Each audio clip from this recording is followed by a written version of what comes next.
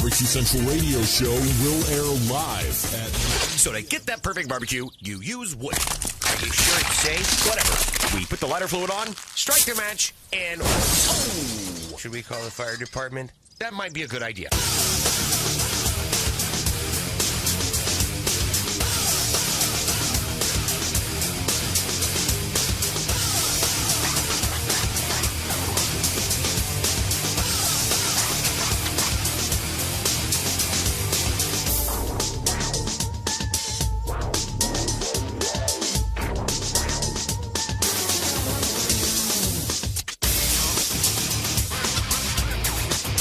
All right, good evening, and welcome to the Really Big Barbecue Central Show. This is the show that talks about all things important in the world of barbecue and grilling, broadcasting live and direct from the Rock and Roll Hall of Fame city of Cleveland, Ohio, rapidly becoming known as the barbecue capital of the North Coast. I am your program host, Greg Grrrl. Happy to have you aboard here on the show tonight. Is my internet down? What is going on? If you want to get in touch with the show tonight, you can do it one of two ways. It's a toll-free call, 877-448-0433. You can also email the show if you want to. Greg at thebbqcentralshow.com. Everything else you want to know about the show can be found at the main website, thebbqcentralshow.com. Just that easy. All right. I got an extra mic. Oh, all right. That's what is going on. I got an extra mic open somewhere. I can't figure out where the hell it's open at. Damn it. Nevertheless, happy to have you. Great show lined up for this evening. In case you didn't jump in on the newsletter tonight, obviously it looks like there might be something wrong with the chat room as well because it's not refreshing for me. Maybe I will just go ahead and refresh it just because. Coming up in about 13 minutes from now, here we go. Coming up in about 13 minutes from now, we're going to be joined by a first-time guest and a second-time guest of the show. Barry Martin and Larry Gain join me. Welcome to the Cookout, Barry Martin, and Embers and Flame, Larry Gain. Also, you would recall Larry if you are a follower of the social medias and so forth. Larry was the founder, creator of BBQ Grail. BBQ Grail, Larry also credited with the Moink Ball creation. Meatball wrapped in bacon, moink. Part poink, part poink. Part pork, part meat, moink. Meat, pork, oink. Poink, moink, right. We're going to talk to them on a couple of different hot topics tonight. Very excited to, meet Barry. Followed him for probably a number of years now. I did some work with Charbroil, and he's a published author, all that great stuff, and then, catching up with Larry as well, talking about a few different things. So we'll actually probably have them around two segments. Then we'll move into the second hour. 10:14, a regular contributor to this show, a overall good guy, a guy who has won more Emmys than anybody I know. Sam Zion, Sam the cooking guy, joins me. And then to help me close out the show in fine and spectacular fashion, a monthly contributor to the show, creator of the Grill Grrrl blog, Robyn Lindars, joining me. Got a bunch of topics to talk with her about as well. So, jam-packed show. Load in as you would normally. Blast off an email if you could right now. Make a social media post, whether it be through Facebook or Twitter or whatever. Let everybody know you're watching the show right now or that you're listening to the show. Not everybody watches it. You get it on your smartphone. You get it on your Internet Protocol radio, however you're getting it. A couple different websites to check out if you want to spread the love. Video-wise can be found on the computer at OutdoorCookingChannel.com. You can also find it on Roku if you have a Roku device at home. Go to the Outdoor Cooking Channel app, download that on the Roku, and then click the live stream. Right there, it says Watch Now. It's the very first square in the application. I'm the second square, although I think it highlights to that automatically. Go one over to the left, said Watch Now. You can watch the show or whatever is queued up for the live stream right there on Roku. If you stream it through your smartphone device, just like the audio style, I certainly appreciate that as well. TuneIn Radio is the place you want to go for that. TuneIn, TuneIn, and then search BBQ Central. That should be all you need to do. And you're off and running. Save it as a favorite so you don't ever forget it again. All right, I want to give a quick shout of thanks to Jesse Black and the gang over at ThermoWorks. You know them, they make the ThermoPen. ThermoPen right here. I'm going to show you that here in a second. But I also got the Chef Alarm. We talked about the Chef Alarm with Jesse a couple weeks back. So first of all, get this handy carrying case. And inside, look at this. You got the Chef Alarm. Mine is bright orange. And then on this side here, I got actually 2 temperature probes. One looks more like your standard pit temperature probe. It's got that traditional like stainless cabling on it, but then it also came with a Pro Series high temperature probe and cable that will withstand the high steam of an oven environment. The cable also withstands higher temperatures than consumer-grade oven probes, up to 700 degrees. It also has a hook to put it on a grill grate or however you're going to use it.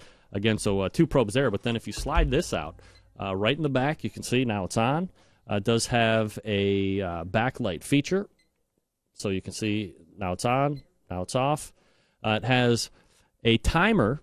So if you just click it from start, you see it's going to start. Well, I already had a time set there. So it's you can see it's starting to count down from 10 minutes. And then you can certainly clear that out as well. If you go, if we clear out the, clear out the timer. And now if you hit start, you'll see it's going to start to count up. See, there it goes, counting up. 2, it's flashing, 3, 4, 5. It's got low temperature setting, high alarm setting, low alarm setting. So if you reach those particular thresholds of temperature, sometimes you got to catch something on the way down. So this actually allows you to set a temperature on the way down. A lot of things don't allow you to do that. And then it's got a very loud and adjustable alarm as well. It's got 2 really high-powered magnets right there on the back. And then when you're done with it, it's got an on-off switch right there. So you hold it down, and then poof, there it goes. It's off. Tuck it right back into the handy-dandy carrying case. Zip it back up, put it somewhere where you won't forget it, and then you're all set to go. Now, the other thing I wanted to show you, this is, yes, a thermopen, but it is a backlit thermopen. I'm going to show you exactly what that means, so bear with me here. No, I didn't lose anything. We're going into the dark. Let me switch on my wireless microphone here. And make sure that I can see what I am doing. Projector number 1. All right. Now, how many times have you been out on the deck? It's the middle of the night. You're going to go temp some meat, and you want to make sure that the temperature is where you need it at. But unfortunately, with the standard style thermopen, you can't see. You got to bring out a flashlight. The backlit thermopen fixes all of that. Like right now, I have the thermopen right in front of the camera. This is how you would normally see your temperature outside in the dark. Can't see it very well right now. We eject the thermocouple here, and then boom. Now take a look. 78 degrees, or whatever it is. I can't see what it says. Let me take a look. Yeah, 77 degrees right there. Now let's go ahead. You can see again. Now it's closed. Regular dark state, backlit, open, boom, right there. Doesn't get any easier, doesn't get any better than that. Now you can sit there and take all the temperature probes you want. Plus it's smart. What does smart mean? Watch this. You can see here, now we turn on the light, and hold on. The light will not come on. It's a smart light. So now the backlight is not on. We'll go ahead and turn this back off. Now the light is kicked back on again. So you can see, not only is it very convenient to have this light, we're going to make our way back over to the console of excellence. Not only is it a great feature to have in the sense that you're going to be able to actually see what you're doing from now on, but you're also going to be able to conserve that battery otherwise, because it just, every time you take the probe out, it doesn't just stay on backlit mode. It's smart technology. So once again, you can see we're in the dark, or we're in the light here right now. We're back at the table. You can see it, but the backlight is not on. There's obviously a sensor in there, and once it reaches a certain threshold, then bang, the light comes on. Especially in the dark. I can't tell you how many times in the middle of the night, or very early in the morning when it's a little bit dark out, and I got the thermopen, and I have to bring an additional light out with the old style in order to make sure that I can see what temperature I'm at. with the backlit. Again, it takes care of all of that. Thermoworks.com. That's thermoworks.com. Check it out. Pick up one or both. Plus, they also have just the regular, like, loud-ass alarm. That's not exactly what it's called. Jesse would probably have the proper name for that. But the chef alarm is great, especially if you're looking for more of a high-powered oven-style thermometer. You can use that to cook turkeys, roasts, whatever, and then you can transition it right outside of the smoker. It's great. Thanks again to Jesse Black and the great folks over at ThermoWorks for those products. I will use them with reckless abandon. Well, not reckless. Don't forget, some point tonight, cheese or font to win a pit barrel cooker. Last week it was Don G. This week it could be you if you're listening live and you're ready to pay attention. Keep that contest phone number handy, 877-448-0433. Folks, Arno Smoker is a custom pit builder, combining innovation and art in each of their cutting-edge offset and vault-style barbecue pits. Located in the heart of Texas, near Fort Worth, Granbury has been home to Arno Smokers since the beginning. Arno Smokers has continued to widen its range using visionary planning, both on the design level and the quality of their craftsmanship, to bring their customers the finest custom pits on the market today. You've been looking for a custom pit without the hefty price tag, and, not more importantly, but kind of in that similar fashion, the long lead, the long wait times that some of those other manufacturers have on the market. Make this your first choice to actually actively take a look at. I think you're going to be happy that you did. Mention you heard about Arno Smokers right here on the Barbecue Central show. You can receive an additional discount off the already low price. For more information, follow the link to the Facebook page, which continues to be found on the Barbecue Central show website. Click on that logo at the bottom right, or you can visit the sponsor page on my website or the links page on my website. That will get you to their Facebook page. Conversely, or in conjunction to that, you can get a hold of Billy Overton or Tony Belay, respectively, at these email addresses. Pay attention. Billy Overton's email address, BILLIE, Billy _RO Smokers at yahoo.com, or Tony, TONY _RO Smokers at yahoo.com. Now, just like here on this show, we give away some stuff during the course of each show. Don't forget to check out RO Smokers' Facebook page. They are regularly doing weekly drawings for giveaways from their barbecue partners as well. You can't lose. You can't lose on any side of the coin. RO Smokers, proud sponsor of this show, proud to have them. Visit their Facebook page, which can be found through my website, Barbecue Central Show website. Click on the logo, go to the sponsors page, go to links page, you name it, and they'll get you up and running, help you get a quote, customize a pit if that's what you're looking for. Arno Smokers. We're back with Barry Martin and Larry Gain, BBQ Grail / Embers and Flame, and Welcome to the Cookout. Straight away. Stick around, be right back.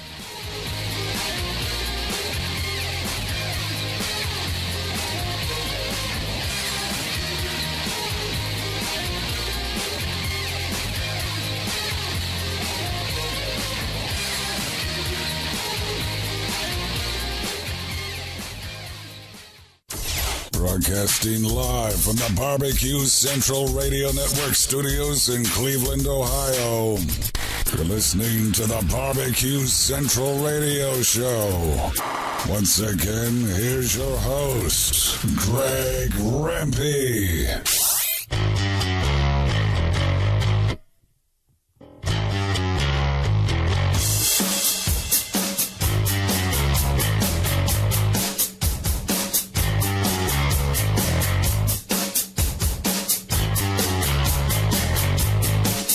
All right, we are back. 877-448-0433. Greg at thebbqcentralshow.com if you want to jump in tonight.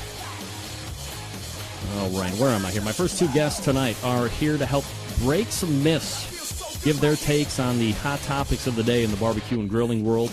One is a returning guest to the show, the other a first-timer. Let's head on over to the proverbial hotline and welcome in Barry Martin and Larry Gain to the show. Okay, look, both of these guys have some video going. Larry and Barry, how are you guys? Thanks for joining me tonight.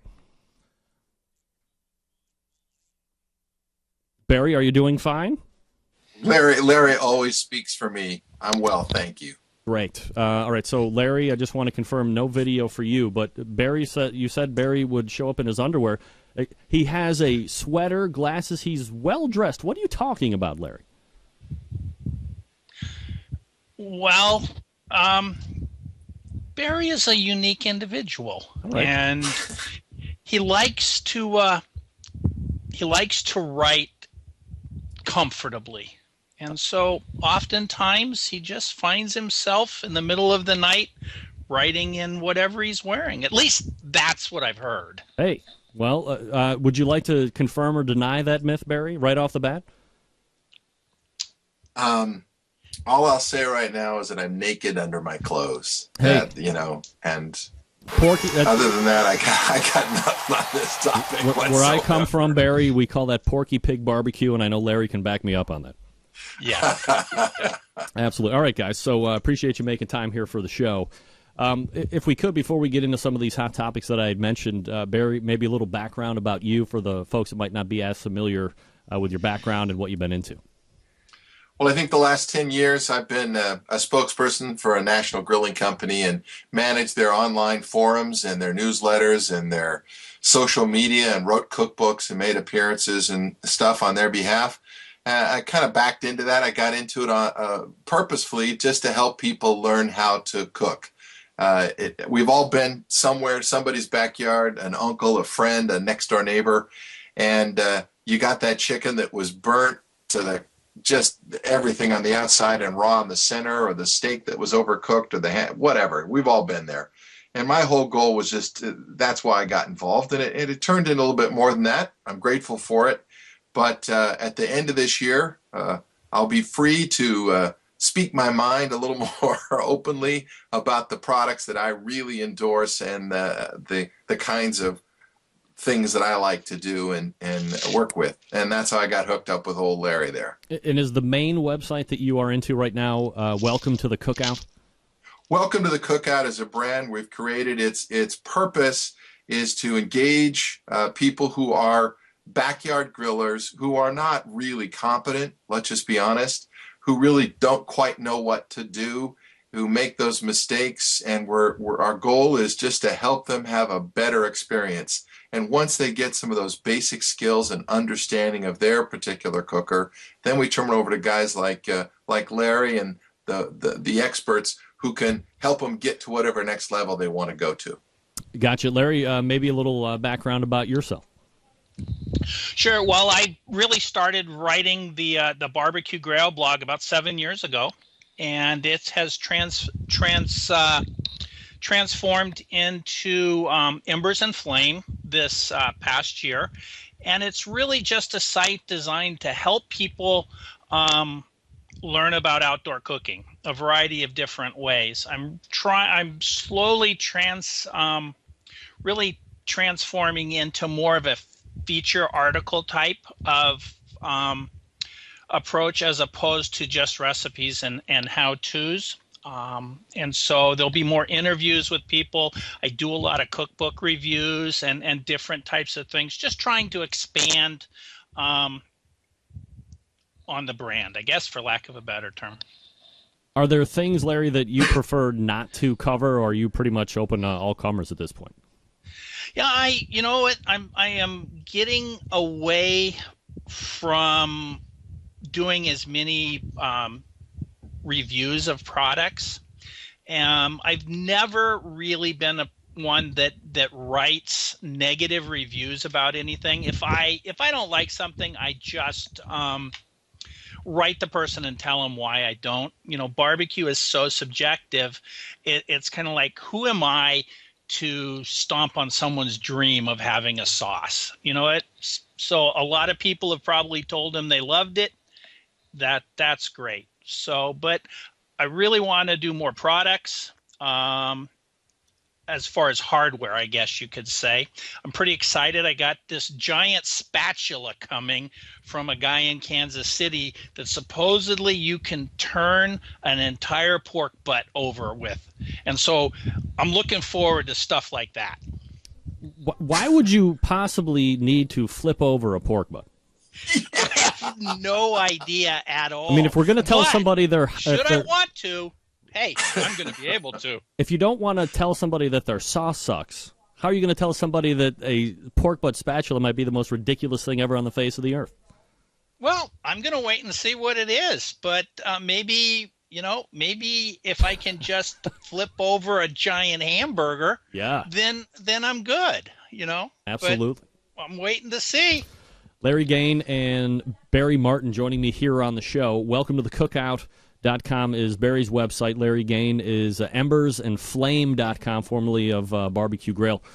All right, so let me start with you here, Barry, on this one. And you kind of touched on this a little bit when we were kind of outlining some ideas and concepts to talk about tonight. And one of those things was grill snobbery. And I said, and I made no bones about it, I might fall into the snob part of the grill aspect of things. What do you mean when you talk about grill snobbery and maybe overcoming that aspect? Well, I think anytime you get a group of people who really get into a subject, I don't care what it is, tennis, golf, baseball, football, hunting, there's a hierarchy begins to evolve. And if you don't have this, or you don't have that, or gee, you should do this, this kind of thermometer or that kind of controller, or use this kind of whatever. You're just not there. And I think companies, having spent 25 years in ad agencies, marketing products, we of course know how to exploit that and leverage that. You're not good enough unless you have that product. But the reverse of that is, I've seen some pretty amazing food cooked by people who have some skill sets on stuff that doesn't look like it should be a grill or a cooker. And in golf, what do they call it? The 30-day rule. You buy a new club, you spend a ton of money for it, and of course you play better. But what I see over and over again is these exorbitant costs for products that really aren't a whole lot better than the basic stuff that a guy can put together in his backyard. I mean, Larry and I both joked with each other that we've set up bricks and grates and cooked over coals right on the ground, and that does a pretty dang good job. So anything much more than that gets fancy. Now, I'm not bad-mouthing really well-designed products that absolutely deserve to get the money they charge for them because they're well-made and they're going to do a whole bunch of stuff. But I'm just saying the group that I work with, that I hope to help, are the guys who go in and the families who go in and they spend no more than $100 on a gasser, or maybe 60, 70 bucks or less, 30 bucks on a charcoal grill. That's the largest segment of the population, and those are the folks I want to help cook good burgers and good steaks and good chicken. Larry, do you have a take on the snobbery aspect of buying grills and so forth? Well, Barry takes it from that point of view, and I think my point of view is probably slightly different. And what really illustrates it is not too long ago, I had an opportunity to interview a fairly famous, at least on the barbecue circuit, individual who proceeded during the course of the interview to basically insult everything, every way I did something. You personally? Well, because a lot of the ways I do things, he said were the wrong way to do it. Now, I think I turn out pretty good food. People are happy. And so for him to say I did it, I'm doing it wrong, is kind of counter to the whole philosophy or the whole lifestyle or attitude of barbecue, which is let's gather around the flame, let's enjoy each other's company along with some good food. And when we start to take that attitude of, well, the only way to do something is this way, is a particular way, we start to tear that whole attitude and philosophy apart. So what I'm hoping is that as barbecue becomes more and more popular, that we can get away from arguing about whether cooking something on a grill is barbecuing, and whether, this whole low and slow, if you have to use oak, you have to use hickory, it has to be this way, it has to be that way, we can't foil, all of those things, and just enjoy it for what it is. Good food. All right, so you've brought up an interesting second subject here. We'll get into that here in just a moment, but let me just kind of tie up that first debate pretty quickly, and it's this. Where I potentially see myself in grill snobbery is, it's not how you're describing what's barbecue or what's grilling, if you're using foil or not. For the guy that is buying that $100 gasser that Barry was talking about from a Lowe's or a Target or whatever, my concern, or I guess where my perceived snobbery is, if he uses it even a little bit, there's a good chance he might be buying one in a year or 2 years. If he doesn't cover it, if he just leaves it out, it's not going to be as well made to withstand the rigors of environmental changes, what have you. So he might be spending another $100 in a year or 2 years, where if you spend $600 on, no names please, nice grill, you're going to get a little bit more time, you're going to get a better cooking experience. Snobbery, maybe, but having a little bit more experience in this industry, sometimes spending a little up front gets you a little bit more on the backside of things. I agree with both of you, because we've all got plenty of time cooking, and so we know that we want to get this particular cooker because we know those knobs aren't going to melt and come off, and we know those grates are going to hold up for a couple of years. And we could get into brand names and all that, and I will probably all be in sync on that. I'm really in sync with Larry, and I think that applies to that guy, to that family, that they might desire that better grill, but they can't afford it. Mm-hmm. And so that $100 spent, or that under $100 spent, is what they got. And so my hope is that I'll be able to help them get the most out of it they possibly can. I mean, Greg, I'd hazard a guess that you and Larry and a half a dozen people we know could walk up to a piece of rust with one little bad burner in it and figure out how to make something on it. But the average backyard person doesn't. So I'm just trying to focus on them, engage them, find out what they're cooking on, and help them do a little bit better job. Then they'll get the bug, and then they'll go buy something, save their money, and buy something else. And before you know it, they'll be asking us to review their sauces. Barry, do you have a take on barbecue and grilling and what's what, and the staunchness of some thinking that barbecue is this way, and this way, and grilling is two different? Well, let me simplify it. Barbecue and grilling, two different cooking methods. Do you subscribe to that anymore? Of course, technically, grilling is over high heat and barbecue is indirect heat. And generally speaking, there's wood involved with barbecue and not necessarily in grilling. Heat is heat, and whether it's convection, conduction, or radiant heat, that's what you're using, whether you're indoors, outdoors. And when you add smoke to it, you're going to get some smoke flavor, etc. The rule of thumb we always had on my forums were simply, as long as it's food safe, however you cooked it, if your family likes it, that's the right way to do it. And I just don't get that worried about it. With my audience, when you get into people who want to become, more of an aficionado, they want to follow a path and do things according to a certain technique or a certain style, that's fine. But in the end, does it taste good? Okay, let's eat it. Larry, did you have any further expounds on the barbecue and grilling debate? You know what? I don't make a differentiation between the two.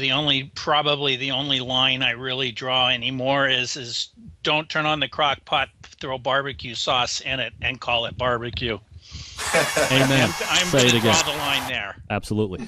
I would potentially be called hypocritical because for years I was staunchly grilling is one way of cooking, barbecue is another. But then I had a chat with Adam Perry Lang a couple weeks ago, and he used the term live fire cooking. I mean, it's not the first time I've ever heard it, but I guess that was the first time that it kind of dawned on me to, just drop the shenanigans of trying to dissect it all. And what we can all agree, whether it's liquid propane, whether it's natural gas, whether it's charcoal or wood, it's fire. It's a live fire. It can burn everybody up and kill everybody. And that's live fire, and that's what we're using in some form or fashion. So to me, that's how it's going to be founded, or however you want to call it. At least in my book, it's live fire cooking. Yeah, Greg, that you mentioned Adam. I fortunately had the chance to be able, I think, to call him a friend. And it was a lot of conversations with him that really started changing my point of view. He calls grilling Yankee barbecue. And I think that's really, that attitude is really what started to change my point of view. All right, guys, so I can't believe how quickly the segment has evaporated through us here. We're almost through 17 minutes just like that. If I could briefly touch on kind of a new hot subject last week, the BBQ Hall of Fame for 2013 was announced. You have Myron Mixon going in, George Stevens, obviously, of Weber, and Adam Perry Lang. Barry, if I could get your take on who's getting inducted, and if you have any issues with anybody going in this year.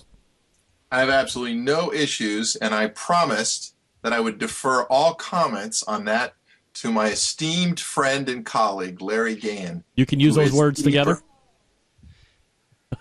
Larry, your take on the 2013 BBQ Hall of Fame class?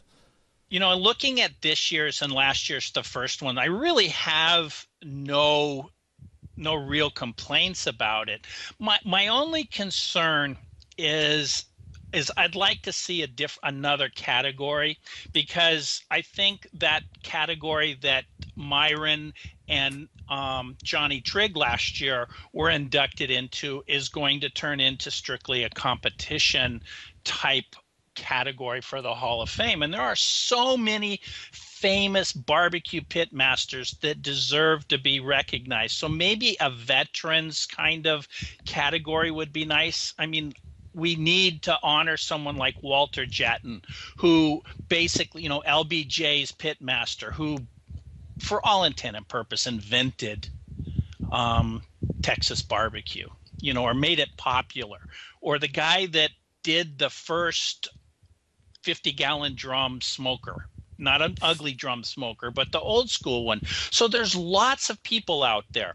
Does Myron deserve it? You bet. I don't think anybody in recent years has done more to promote barbecue than Myron has. And I can't disagree with Adam Perry Lang at all. And how do you argue with Weber? I don't think you can argue with Weber. Great for the business entry. I don't have any problem with Myron Mixon going in. I do tend to agree with you, Larry, on making sure that if we're going to call it a pitmaster category, that we don't exclude or that we don't overlook people that aren't in competition. I absolutely agree with that. The category that I have a problem with, I had a problem with it last year, I have a problem with it this year, and it's not necessarily with the people, but it's necessarily with the people, is this celebrity category. So here's what you have. Last year you have Guy Fieri. I will make no bones about the fact that I think he is absolutely unqualified to be in a barbecue Hall of Fame. Does he compete on barbecue? Yeah, maybe. I don't want to hear anything about the Motley Q crew bull crap. I mean, he's not out there cooking with those guys on the circuit weekend in, weekend out. I mean, it's just a proven fact. But celebrity, yes. If I walk down the street with Guy Fieri, 10 out of 10 are going to know him. Nobody out of 10 are going to know me. And unfortunately, probably 0 out of 10 are going to know who Adam Perry Lang is this year, and he's in as the celebrity category.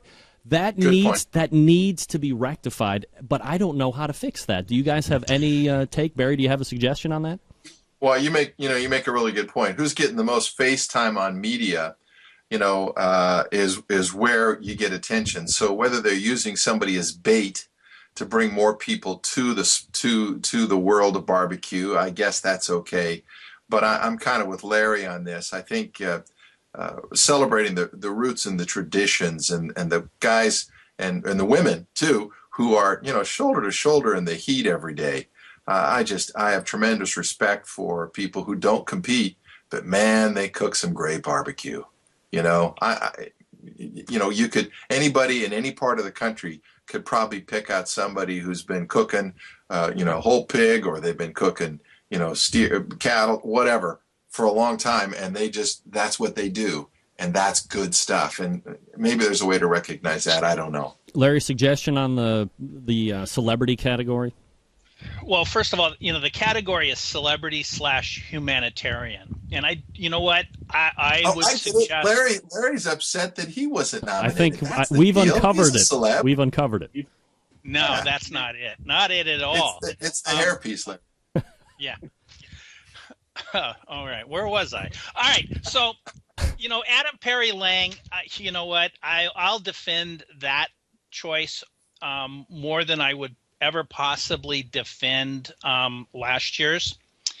And then as an example, I looked at Adam being inducted from the humanitarian standpoint. He just spent 6 weeks cooking barbecue in Sacramento on the backlot of Jimmy Kimmel's show to benefit a variety of homeless and food banks and things in the Los Angeles area.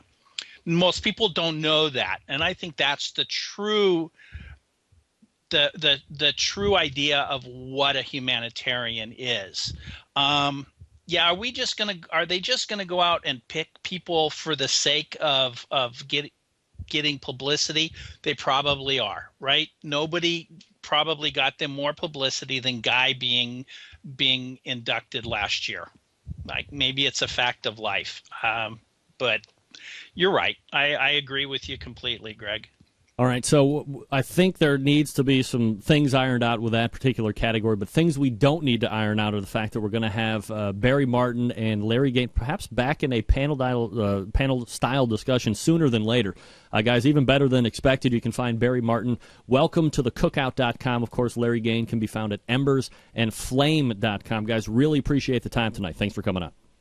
Thanks, Greg. Thanks, Greg. You got it. There they are, Larry Gain and Barry Martin from Welcome To The Cookout. That's Barry Martin's website, and Larry Gain from the what was the BBQ Grail, now Embers and Flame. Excellent.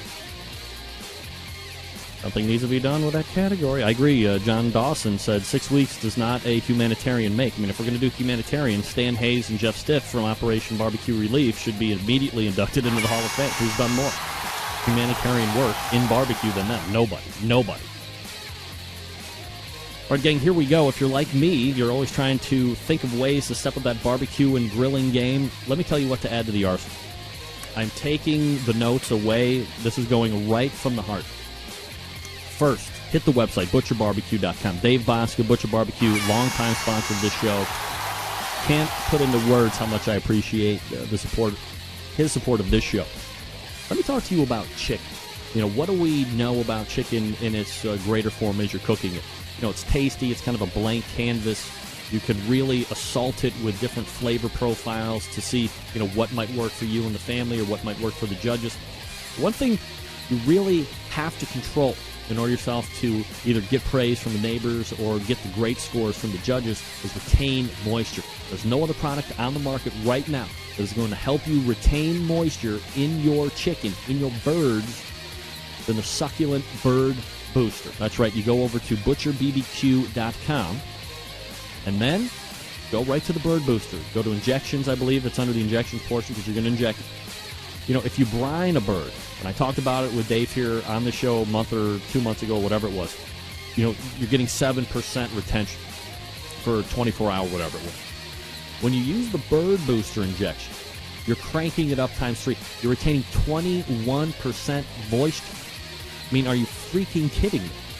I can't, but why would you forego the extra moisture content yield in your poultry, skip away without using bird booster, and just sticking it in brine like people have been doing for the last 30 years? Things evolve, things change, things are even better.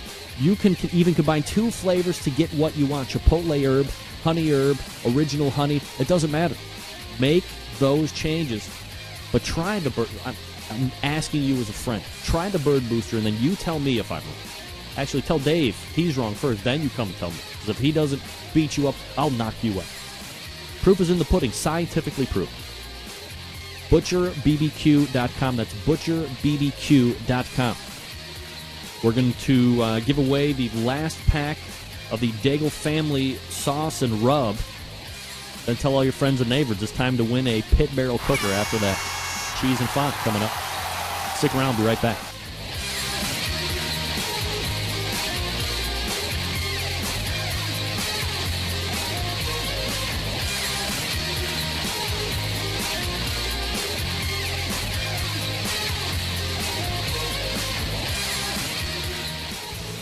Now's the time where we give stuff away.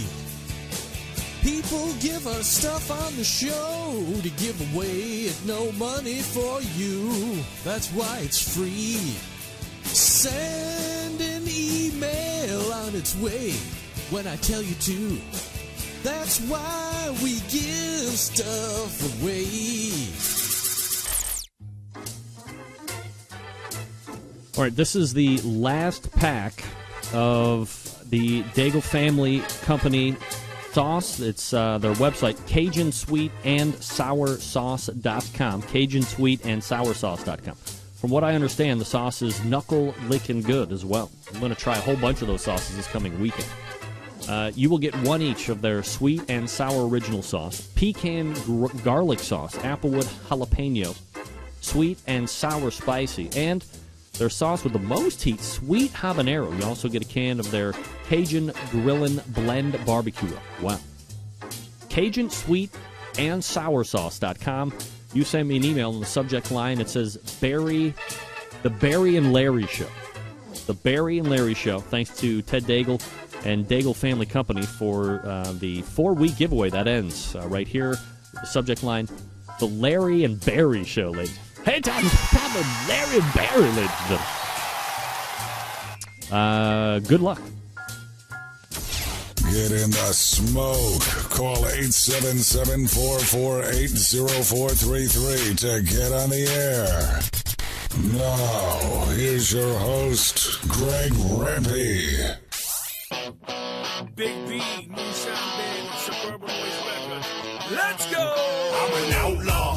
Give me 2 shots. We don't need a radio. Bring a jukebox for my outlaws. Bring me 3 shots. We can raise hell before the speed stops. I'm a whiskey drinking SOB. If you don't like that, then you won't like me. I'm an outlaw.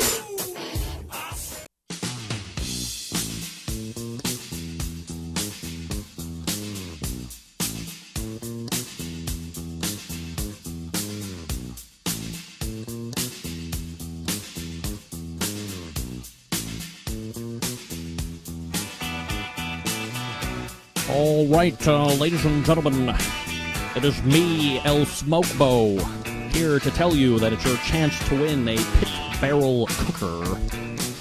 That's right, El Smokebo on the EIB network. That's right, the excellence in barbecue.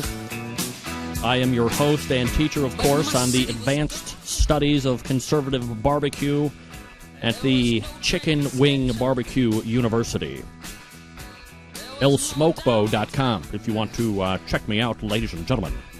Ladies and gentlemen. Hey, El Smokebo, ladies. All right, your chance to win. We're going to be playing Cheese or Font tonight.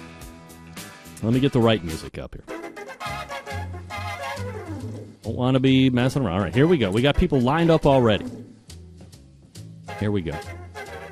All right, who's this? Hey, this is Shand from Missouri. You said Shan? This is Shand. Shand, last name? Glenn. Shan Glenn. What's up, buddy? Hey, man, what's it going? Loyal Centralite, Shan Glenn. Shan, we're going to be playing a game tonight. It's called Cheese or Font for your chance to win a pit barrel cooker. So here's what we're going to do. I'm going to give you some names. You have to guess pretty much immediately if it's a cheese or if it's a font. And if you get 2 correct in a row, you get to win a free $300 pit barrel cooker. Are you okay with that? I'm okay with that. All right, Shan, are you ready to play cheese or font? Oh, twist my arm. All right, question number 1. Fenwick, cheese or font? Fenwick is a font. That's absolutely correct. Fenwick is a font. This guy must know his type. All right, Shand, 2 in a row. So if you get this one right, you win the pit barrel cooker right off the bat. Here it is. I'm ready. Let's try it. Here we go. Kavoon. Cheese or font? Kavoon is a cheese. We suck No. again. Kavoon is not a cheese. It is indeed a font. All of these were well played and established. Who we got on the line here? Hello, who do we got on the line? Sir, got to pay attention. If I come to you, if I say, hello, who's this? You're on. All right, who we got on the line here? It's David from Warren, New Jersey. David, how are you, buddy? I'm great. All right. David, we're going to play cheese or font. Are you ready? Yes. All right, here we go. First question. Furore, cheese or font? Cheese. Oh, no. We suck again. Furore, not a cheese. Sorry. Don't worry, we still got callers coming in. Let's see. All right, who do we got on the line here? Sylvie. Who is this? Sylvie. Kathy? Sylvia Curry. All right. Are you ready to play cheese or font? I'm ready. All right, here we go. First question. Pusab. Pusab, cheese or font? Font. Correct. Pusab is a font. Very good. All right, question number 2. For all the marbles, ristretto, cheese or font? Cheese. Oh, no. We suck again. Sorry. No. Ristretto is a font. These are very tricky, I know. Very tricky. But this is a $300 grill we're talking about. You just can't think you're going to be winning right off the bat just like that quick. We do have a winner of the Larry and the Barry and Larry show. All right, who do we got on the line here? Jeff Humper. You said Jeff? Yes. Jeff, how are you, buddy? Not bad by yourself, Greg. I'm doing absolutely fabulous, Jeff. Thanks for calling in tonight. We're going to play cheese or font for your chance to win a pit barrel cooker. Are you ready? Yes, sir. All right. Cheese or font, Jeff? Hominous. Cheese or font? Font. That's absolutely correct. Hominous is a font. All right. Cheese or font? And this one is for all the marbles, Jeff. Carensmore. Cheese or font? Cheese. Absolutely right. Carensmore is a cheese. Jeff, you are a winner, buddy. Awesome. All right, so here's what you got to do. First of all, you have to, if you haven't already, and I've made it quite clear, you have to go over to the Pit Barrel Cooker Facebook page and like them. That's part and parcel of the deal. Okay. And then you have to send me in an email, just in the summary line, put Pit Barrel Cooker winner, Pit Barrel Cooker winner, and then send me your mailing address, send me your name, and then send me a phone number.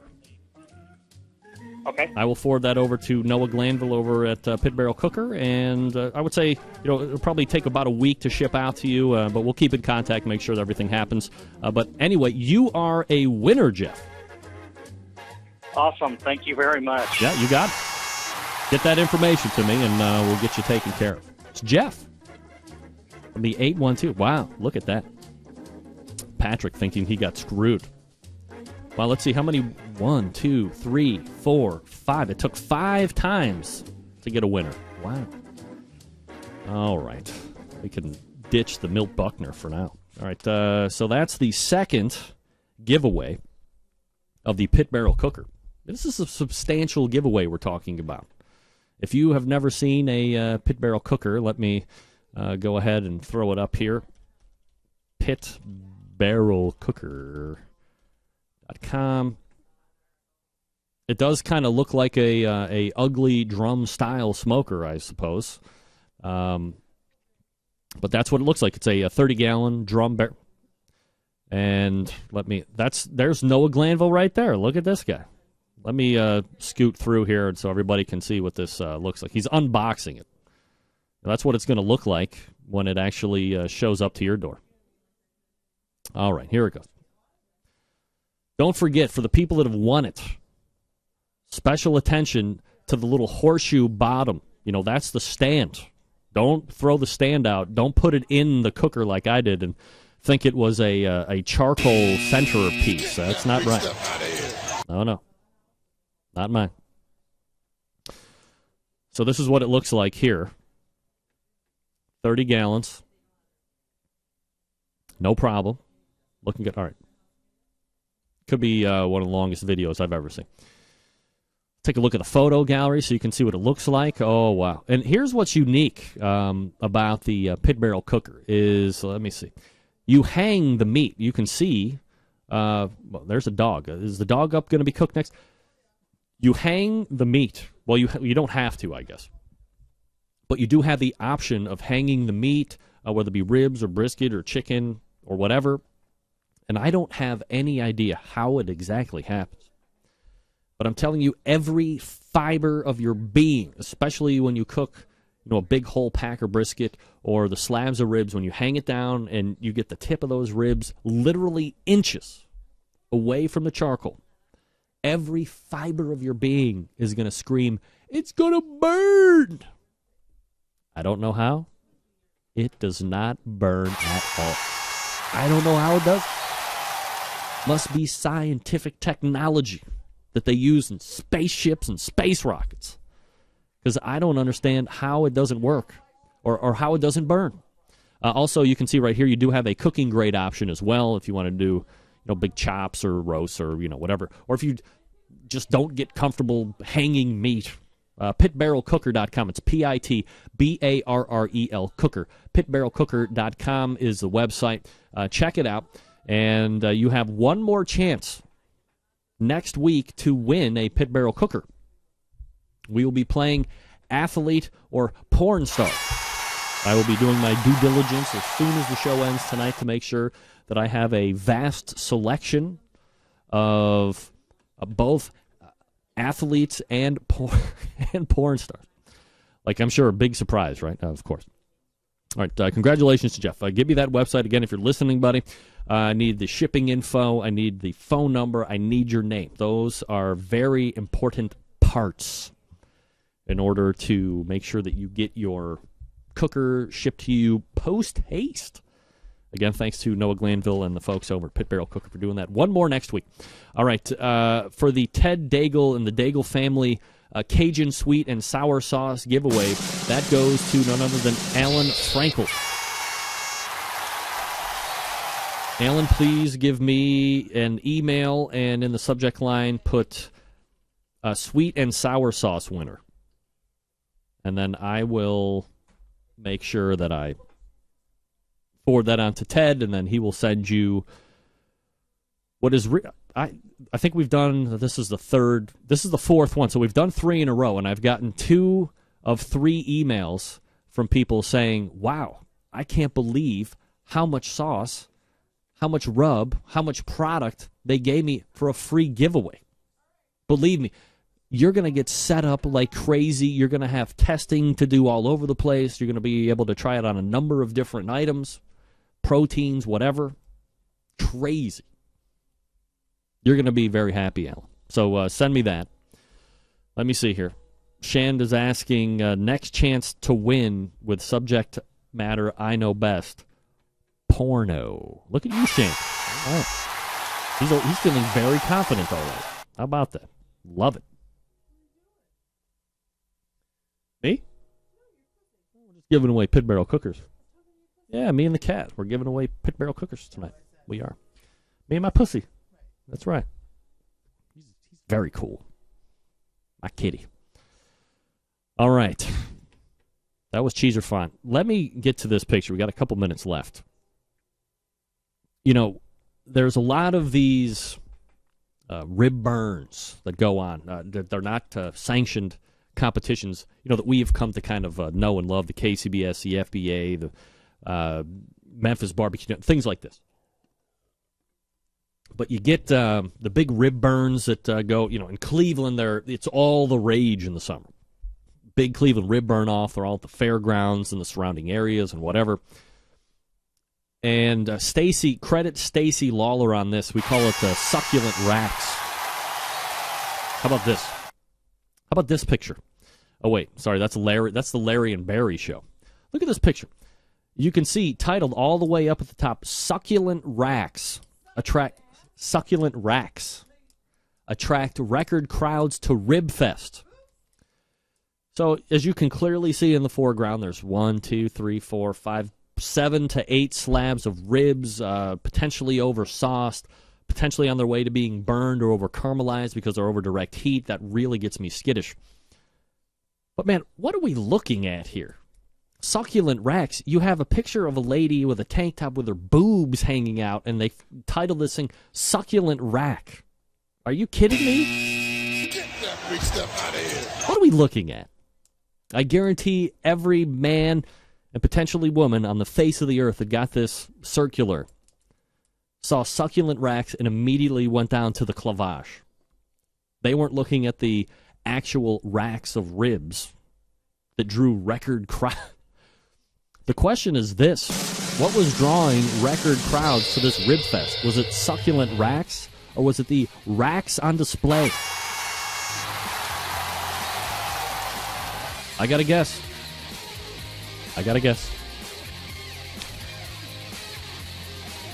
Gang, got a party going on this weekend. Got a big one planned the next couple weeks.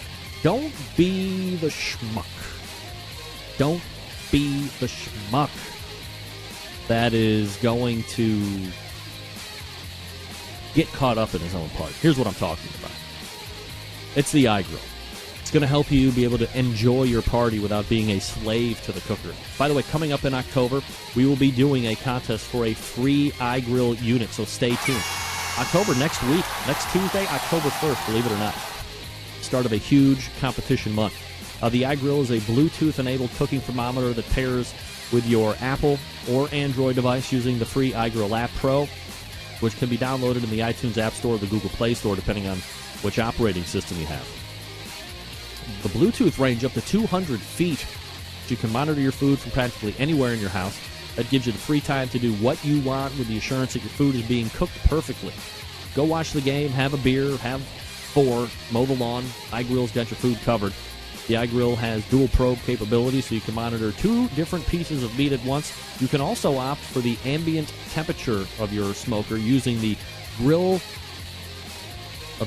using the ambient temperature probe. That can be purchased at this website, Grill, G-R-I-L-L, Inc., I-N-C, iGrillinc.com.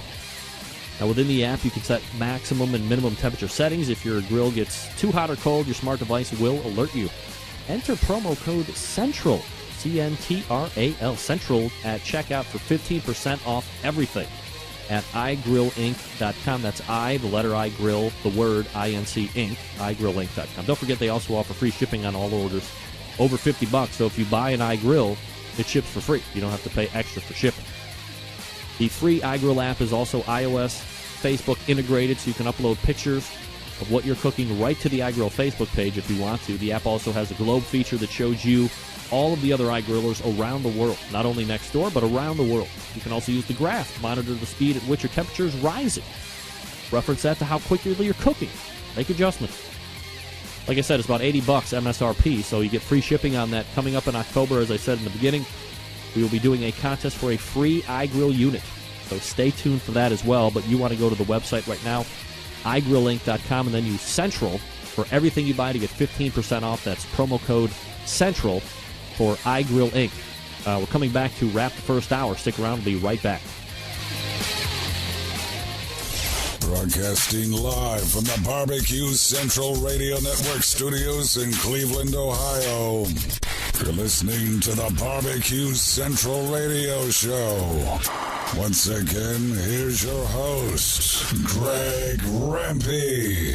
All right, a quick transition out here, just so I can meet the clock. Second hour coming up. Big stuff planned. I'm going to get a new drink of water. I suggest you do the same.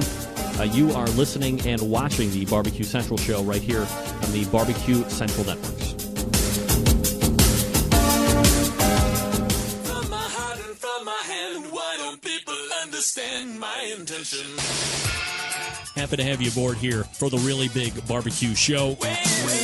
We cook because we have to, and we grill because we want to. Fine, how's it going? You have a great show. I'm a big fan. So what seems to be the problem here? This man looks like he's dead and he's in the crackle. Charbono! It's all about the Charbono, dude! Succulent fish, what? He ate 54 wieners. But listen, Lavernius, shake a face. I'm shaking like a dog shit peach seeds. We have top men working on it right now. Who? Top men. All right, just like that, we are into the second hour, ladies and gentlemen. Welcome to the show. If you're just joining me for the second hour, or if you're just new to the show, it's called the Barbecue Central, folks. We do it once a week.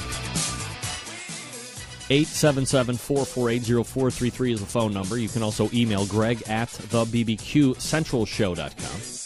That's the way to get in touch with me. This is a show that talks about live fire cooking, barbecue, grilling. If you prefer to delineate between the two, it's your prerogative. We won't call you a snob too much.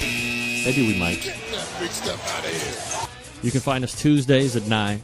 We stream at OutdoorCookingChannel.com on video. We stream audio on my website through various apps on your smartphone. I suggest TuneIn Radio. Also, if you have a Roku at home, download the Outdoor Cooking Channel app, and you can get all of the archives of this show since we've been on OutdoorCookingChannel.com. And you can also watch the live stream from the comfort of your own couch on your big screen, flat LED, LCD, plasma. Do they even have plasma anymore? I don't know. But you can do it a number of different ways. And then I want to make a point.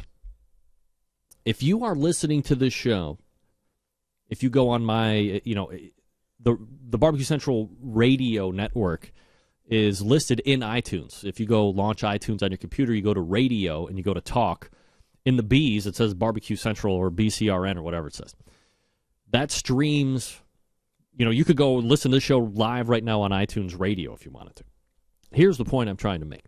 If you're listening to this show any other time than between the hours of 9 and 11 on Tuesday nights, and you hear a contest, don't enter. If you're listening to the show Friday at 6 a.m. in the morning, and you're listening to the replays, because that's what they are, they're the whole replays of the whole year of 2013 so far, and you say, hey, send me an email with such and such in the subject line. And I got like 5 of those this week. I just want to make sure that we understand that unless it's between Tuesdays, between 9 and 11 p.m. Eastern Time, which is when the show is live, if you hear the show any other time than that, it's not live. Somebody has won. Trust me. Now, on the heels, in order for me to continue to be potentially contradictory, I want to make a big announcement. Starting next Wednesday at 9 p.m. Eastern Standard Time, the show expands to a new day plus 1 hour. For now, it's going to be the Barbecue Central show. It will air from 9 to 10 p.m. Eastern Standard Time, 1 hour. We already have some great things in the works, but I think the show has grown enough to where I can't get to everything I want to talk about in a week, and then sometimes things get left back because new things happen over the course of the week, and I don't have time to grab those things that I was hoping to cover during the regular 2-hour show on Tuesdays. So I've been thinking about it for quite a while. My wife has actually been giving me a lot of encouragement to think about opening up another hour or so of the show during the week at some point, and I thought, well, Wednesday isn't too far removed from Tuesday. It's closer to the weekend. A lot of people don't leave for contests until, Thursday, Friday. And then, I was like, well, why not expand the horizon a little bit? So we add the new day, Wednesday. So October 2nd will be the first day of the expanded Barbecue Central show. It will still be at 9 p.m. Eastern Standard Time. It will run 1 hour, Eastern Standard, 9 to 10. Recurring segment each and every week. Huge in publication. A big name, respected name, kind of a lightning rod. Some people like him. Most people like him. Some people don't really like him at all. But a vast amount of experience, and somebody who has committed to give me one segment each week for the duration, and who knows how long it's going to. I never thought the show would be live 6 years. But to start out, we're both very excited to do it. It's coming back, large and in charge. Ask Dr. Barbecue. Ray Lampe will be in once a week, Wednesdays, right around the 9:10 to 9:14 hour. Still not exactly sure how I'm going to structure the times for this new type of show, Wednesday. But we're going to have Ask Dr. Barbecue. That's going to be the name of the segment. And conceptually, it's going to be either a bunch of questions that we've garnered over the course of a week in between shows that we're just going to kind of answer together, or mostly him. And if I have a take on it, I'll give you my take. Or it might be some subjects that we are seeing getting brought up in chat rooms or being asked about on Facebook pages or Twitter feeds or whatever the case may be. And we're going to give our opinions and advice, again, mostly Ray probably, on ways to cook this or how to build a rub or how to secure sponsorships or building a business plan. Unfairly, I think that this show, the Barbecue Central show, is pigeonholed by some as being only competition. Now, I think if you go back truthfully and look at the archives and see the guests, competition actually plays a recurring role in the show for sure. I mean, I need new content. A lot of competitions happening, especially this time of the year. So it's going to be a portion of what we focus on week in, week out. But I didn't want it to carry over. But it's really not. The overall is more just outdoor live fire cooking stuff. And sometimes not even about that at all. Like when we have Jaws on, Joe Chestnut, talking about cramming 69 wieners down his throat. I just said that. So both myself and Ray thought it would be a great idea to expand this new hour to be not competition related for the most part. Maybe getting in more manufacturers, maybe getting in more celebrity chefs, getting introduced to book authors, and not focus or not have it be as prevalent a part of the show as it is. And leave it for Tuesday. I mean, Tuesday we can competition up. We might even start to focus a little bit more on the competition side of things. Wednesday might grow into a 2-hour show where we focus on everything but competitions on Wednesdays and more competition stuff on Tuesday. Who knows? But if you look at it from a marketing sense, trying to grow the show, it might not make the most sense to just focus on the super niche of the competitors. I mean, hey, I like talking competition, talking to the competitors and the pitmasters as much as the next, probably more than the next guy. Love picking the brains, asking those questions, and seeing how each pitmaster changes things. So it might not be the worst departure with the new day of the show, Wednesdays, this coming Wednesday, October 2nd, to have the recurring guest, which is going to be great. I mean, nobody more respected in the industry, more successful in the industry, making a living at the barbecue thing than Ray Lampe. So we'll revive Ask Dr. Barbecue. I believe there's a website, askdrbarbecue.com. I'm not sure exactly where that goes, but we're going to make use of that. So we're going to be fielding questions from people. We're going to be talking about topics of the day. But that hour is not going to be reserved, specifically for competition stuff. Now, the big stuff, we're going to hit it. There's no doubt about probably next Wednesday when Ray's on, we're probably going to be doing a little talking on the American Royal event because it's coming up that week. It's a huge event. You can't get around it. But Tuesday is going to be the show as it is, kind of sparsed around or whatever. And I might be moving some regulars, over to Wednesday, or moving some people that I thought would be better on Wednesdays into. We'll see how it goes. Make a note. This show starting Wednesday next week, expands 9 to 10. So now 3 hours over 2 days of the Barbecue Central Show. With Ask Dr. Barbecue site. Are you kidding me? How great is that? 877-448-0433. Greg at thebbqcentralshow.com. Those are the two ways to get in touch with me. You can follow me on Twitter at BBQ Central Show. You can also friend me on the Facebook. I'll friend you back. Swear to God. Facebook.com/Greg.Rempe, R-E-M-P-E. So there you go. That's right, Salvatore Pope Ritondo. Are you Italian by chance? Bet you are. 2 days. There's just a lot of stuff to talk about. I never thought in the very beginning, this is like a talk I would have, February 7th or whenever when we started this show back in 2007 or something like that. I never thought the show would go 6 months, let alone almost 6 years.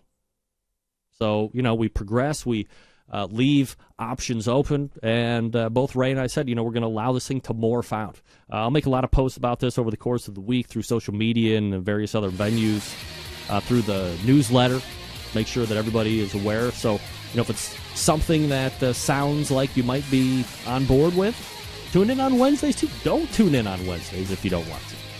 That's not going to be your cup of tea. If it's not just going to be about if you're hanging by every competition hope that somebody's going to be on, there you go. Look at the show tonight. Not overly competitive, I would say. I'm excited about doing the next show. The first show on Wednesday with the extra hour. Hope you are too. Let me talk to you for a few minutes about the longest-running sponsor of the show, the Barbecue Guru, located in Warminster, Pennsylvania. By the way, 2 sponsorship opportunities for those people that are looking to get on board with the show. You email me. I'll get you all the hookups. Not familiar with how these little beauties work? I'm going to get into the minute details. Well, I'm really not. I'm not that smart. But imagine this, a product that allows you to set your pit temperature in one set. It keeps it running at that set temperature all the way through the cook. Sound too good to be true? It's not. This is real-life technology. You can take advantage of it today. Now, maybe you are a busy working professional. Or perhaps you're constantly on the run with the kids, doing errands, and quite frankly, you just don't have the time to sit around and tend pit temperatures. I dig it. I'm with you. Barbecue Guru allows you to throw on a pork butt or 2, some briskets, a couple slabs of ribs. You're off to do whatever it is you need to get done. The Barbecue Guru maintains the pit temperature you set it at. Number of different models to choose from. Most popular ones right now, according to Barbecue Bob Trudnak from the Barbecue Guru, Party Q. Runs on AA batteries, completely self-sufficient. Set the temperature, and boom, there it goes. You can move it from cooker to cooker if you want. It's $129 for the point of entry. It's getting a facelift already, if you can believe it or not. That's $10 more for the Kamado-style cooker. So if you got a big green egg or a Kamado, or a Smoky Joe, or whatever, $10. $10 extra for those. Everything else, $129. But of course, the most popular one, you see it on the competition circuits all the time. They're making their way into the backyard quite prevalently now as well, is the CyberQ Wi-Fi. So if you have a hotspot in the house, if you have a network at the house, connect in, and then you can monitor the temperature from your phone or your smart device, iPad, Galaxy tablet, netbook, whatever the case may be. You want to dial it down, make that adjustment right there on your phone. Don't get out of... Hey, you don't have to get out of bed to change your pit temperature or to monitor where your meat is at. All the better, right? Absolutely. Go to thebarbecueguru.com or call them 800-288-GURU. That's 800-288-GURU. And they'll get you outfitted with exactly what you need to get you up and running right out of the box. 800-288-GURU or thebbqguru.com. Barbecue Guru, a breakthrough in barbecue technology. We are back with Sam, the cooking guy, right after this. Stick around. Be right back.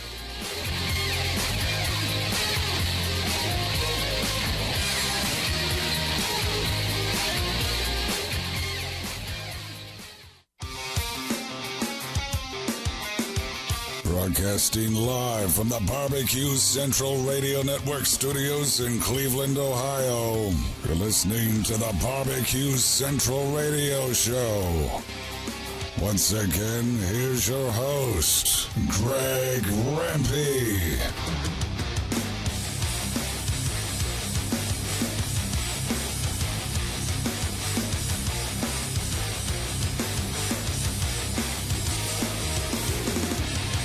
All right, we are back. 877-448-0433. Greg at the BBQ Central Show if you want to jump in. My next guest appears on this show fairly regularly, has his own video podcast, which airs new episodes Mondays, Wednesdays, and Fridays.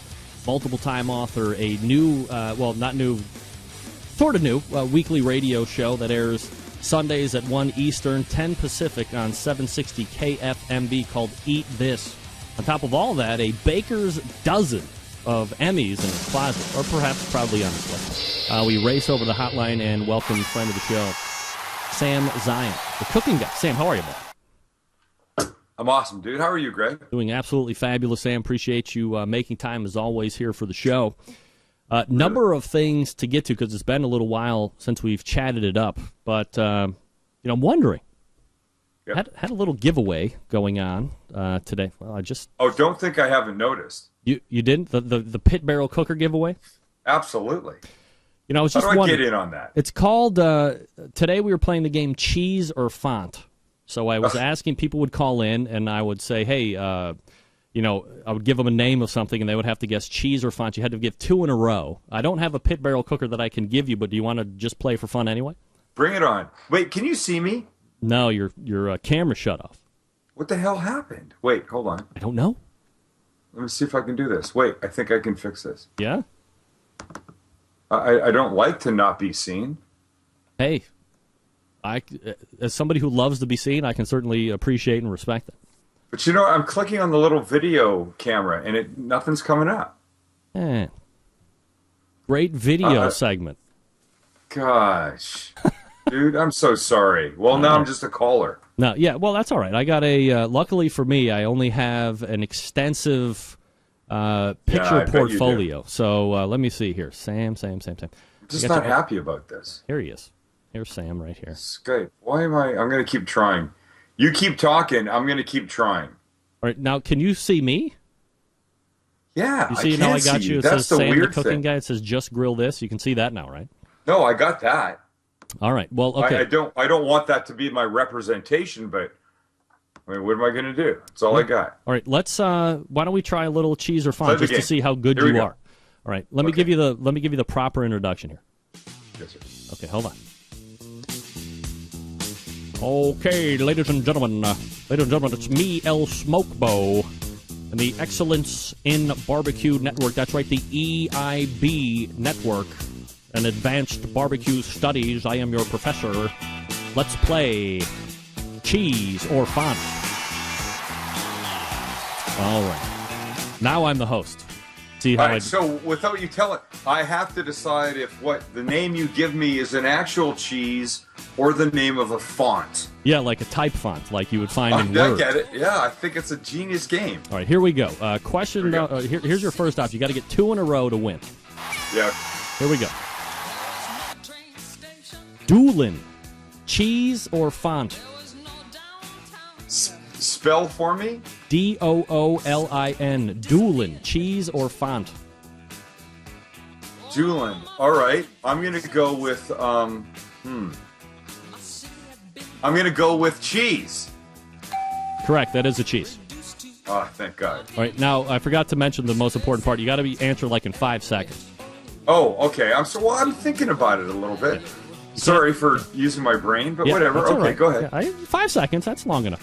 All right. For all the marbles. Yeah. Derby, cheese or font? Font.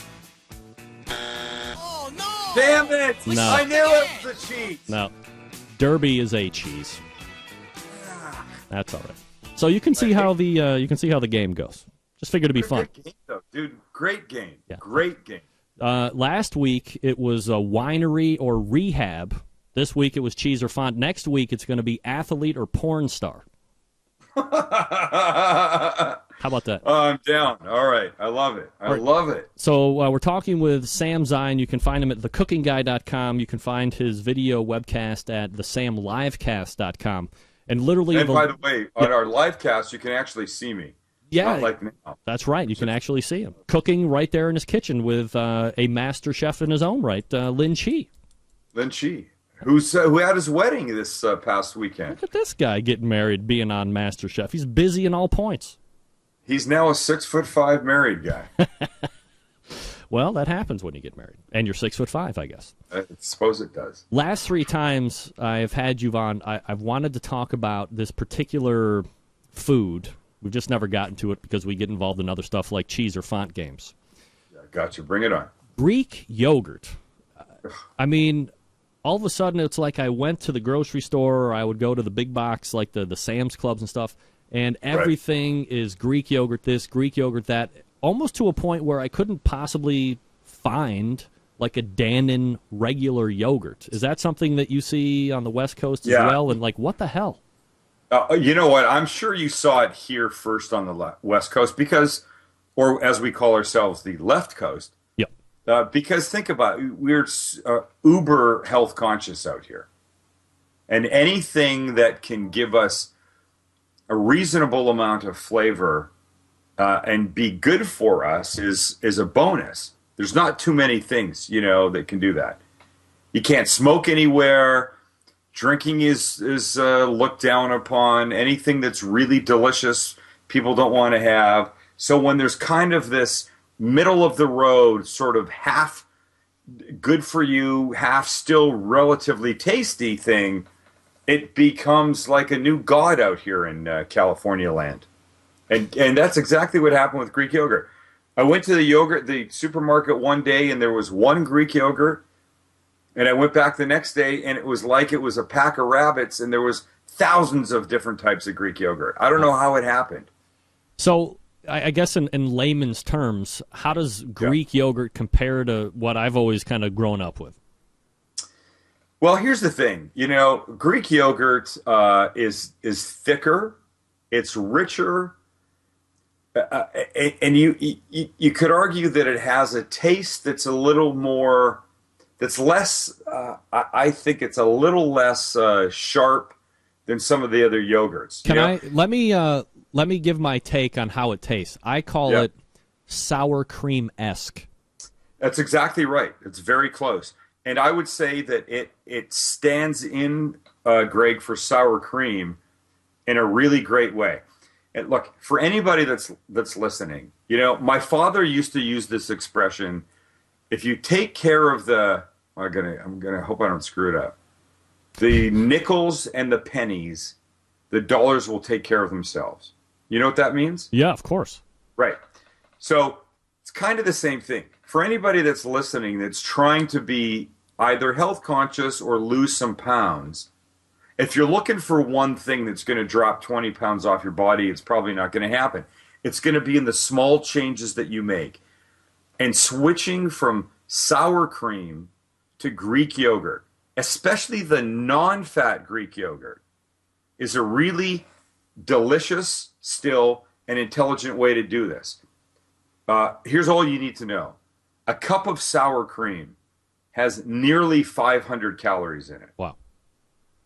A cup of non-fat Greek yogurt, which really has the same body, consistency, and nearly the same flavor, has about 150 calories. Wow. Right? It's 300 calories difference plus. It's amazing. And it can be used in so many swap outs, like a baked potato with the sour cream is delicious. Baked potato with the non-fat Greek yogurt, still rich, still creamy, still delicious. I would guess that most people wouldn't notice the difference. So why not make a change if you're not going to notice the difference? The one thing that I recall kind of growing, and I've gotten away from yogurt a little bit now that the Greek yogurt has hit the market. I've actually started to eat it again to be a little bit more health conscious, get that good bacteria in my guts.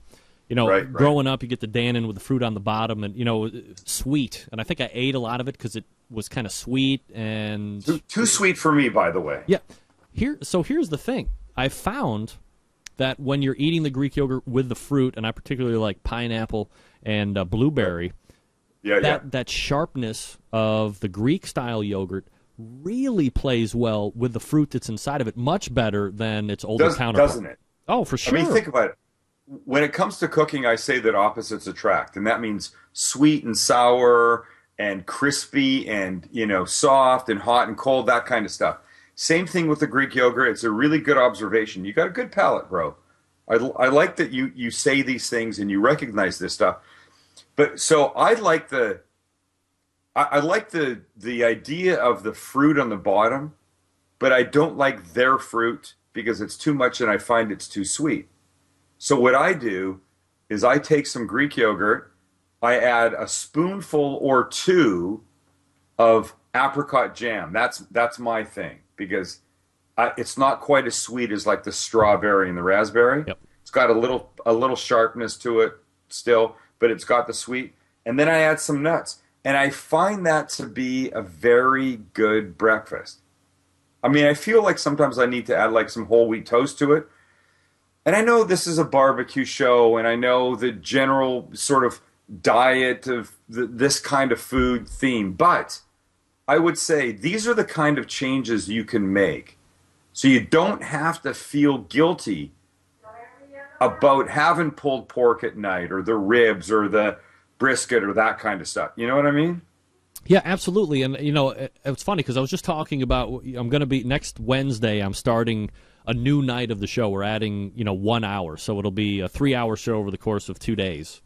Congratulations. And I want to make sure that, it's not the show. It's kind of like your show. It's a cooking show, but not always about cooking. This is a barbecue show, but not always about barbecue and grilling. Right. And, that's especially why I like to have you on to get those out-of-the-box takes and more the in-the-kitchen style views and advice and all this other stuff. One of those You know what? Yeah, go. Sorry, go ahead. No, go. I was going to say, you know what? Look, I'm 54, I think. Yes, I'm now 54. And I don't care what you think about, I don't know how old people are that listen, but in your 20s and 30s, pretty much it's like do what you want, Yeah. You're kind of invincible and you can drink all you want and you smoke all you want and you can eat all you want, but it starts to creep up. And there's a point when you have to say, damn, putting everything into me that I want doesn't work anymore because now I'm starting to get a gut or I'm starting to breathe bad or whatever it is. So there has to be some kind of trade-off. And I'm not saying yogurt 24/7. I'm just saying, you have to put some good in with the bad to balance all of this stuff out. And introducing like a reasonably healthy breakfast. But today, my breakfast today was a bowl of yogurt, non-fat Greek yogurt, with some crunchy oats and stuff like, whatever, granola kind of stuff on it, and a soft-boiled egg with a piece of whole wheat toast. Completely satisfying, really delicious. Soft-boiled eggs are like one of God's great gifts. I mean, I can't get enough of them. I try not to eat too many, but, for me, perfect 4.5-minute soft-boiled egg is almost heaven in a bowl, especially with a good piece of, really seedy kind of toast with it. Absolutely. We're talking with Sam Zion, by the way. Sam, the cooking guy. You can find him at thecookingguy.com or the Sam Livecast, which is the samlivecast.com. Let me ask you another thing, kind of in a similar vein. Butter, margarine. I believe my grandfather used to call it oleo, sweet cream. Many versions of this thing. Yes. Butter. So, is butter really butter? Is it also margarine? And is it like barbecue and grilling for people? No, it's not. Butter's butter. Margarine is bullshit. Look, I think if you're using it, that's not a compromise, Greg, I'm prepared to make. Butter, you're using it for the flavor. I mean, yes, you're using it for its lubrication for whatever it is you're cooking. You put some onions in a pan, you put some butter in, or yes, you could use margarine, but margarine has a definite taste. I'm not prepared to go down the margarine route. Is butter better? Look, in the overall sense, is butter better for you to consume then?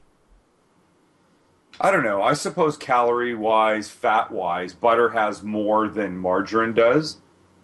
But it's not that great a difference that I'm prepared to do that. It's not the difference between sour cream and non-fat Greek yogurt for me. I don't want that weird taste. And margarine to me definitely has a taste. And I'm a food guy, and I'm all about the way things taste.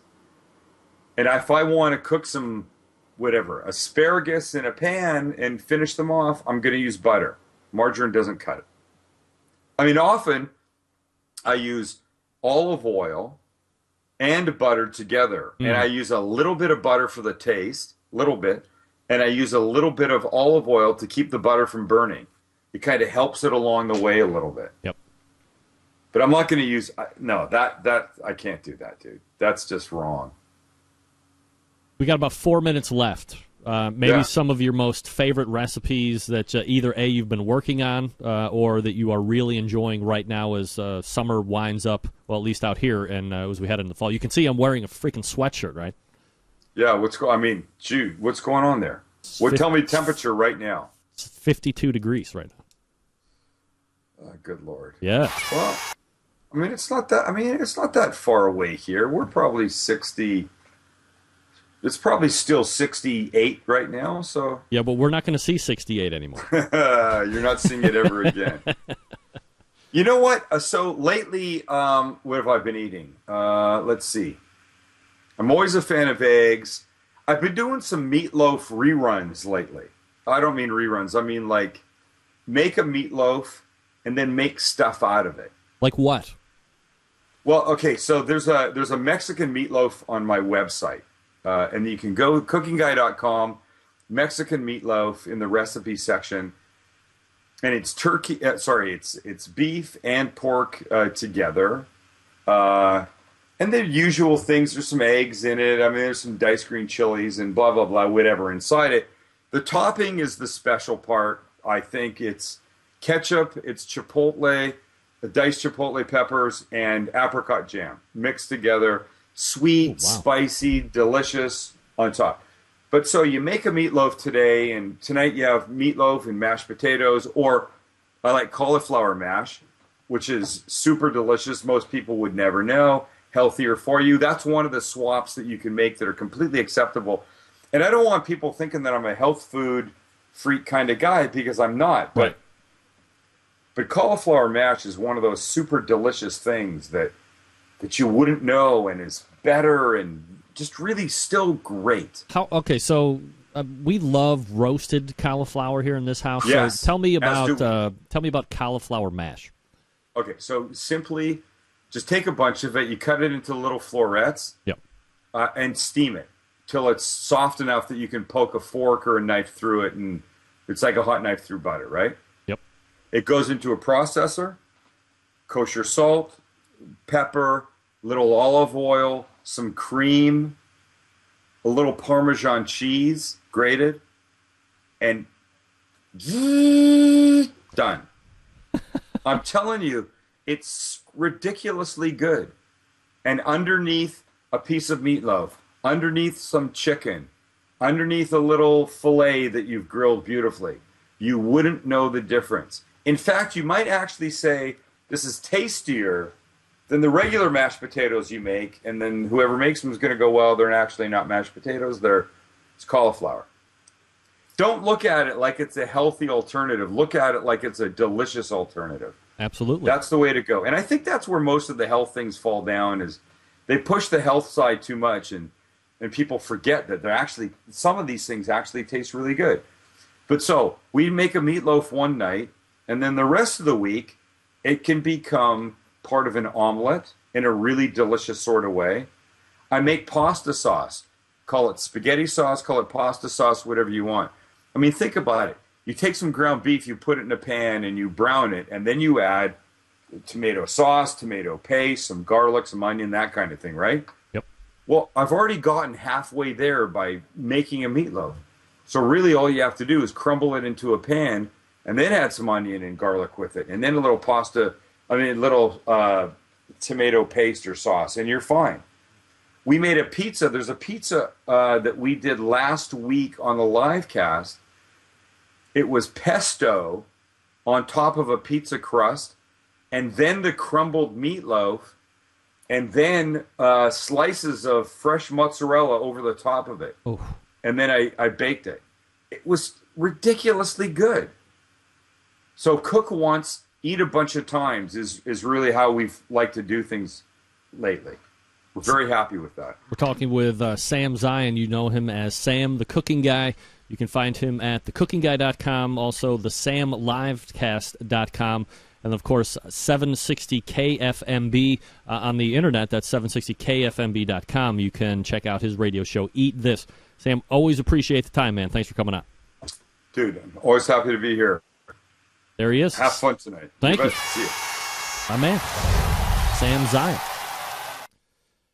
Again, his website's thecookingguy.com and thesamlivecast.com if you want to check him out. Yeah, hey. Like I said, we're not always talking about barbecue and grilling. We don't always eat that. Some of you might. That's why some of you... The trusted online retailer of this show, Fred Bernardo of Tasty Licks Barbecue Supply, he will be on the show next week. Lots to talk about with Fred, so looking forward to that. Maybe he'll make a new song. You remember the Legend of Barbecue 1 and Dirty Chicken, I think it was. Dirty Chicken. Tasty Licks is carrying a number of new products. We're going to talk about those in depth next week with the likes of Kamado Joe cookers, the Meadow Creek cookers, spices, sauces, accessories, items that are ready to ship to you directly. They're in stock. Oak Ridge brines and rubs. Plowboys rubs and sauces. How about Smoke on Wheels products? Fred's got them ready to ship to you. Of course, you know by now that Tasty Licks is your Big Green Egg headquarters as well, including many items for the egg you just can't get anywhere else. They're made especially for Tasty Licks Barbecue Supply. These items are in stock, and they are ready to go.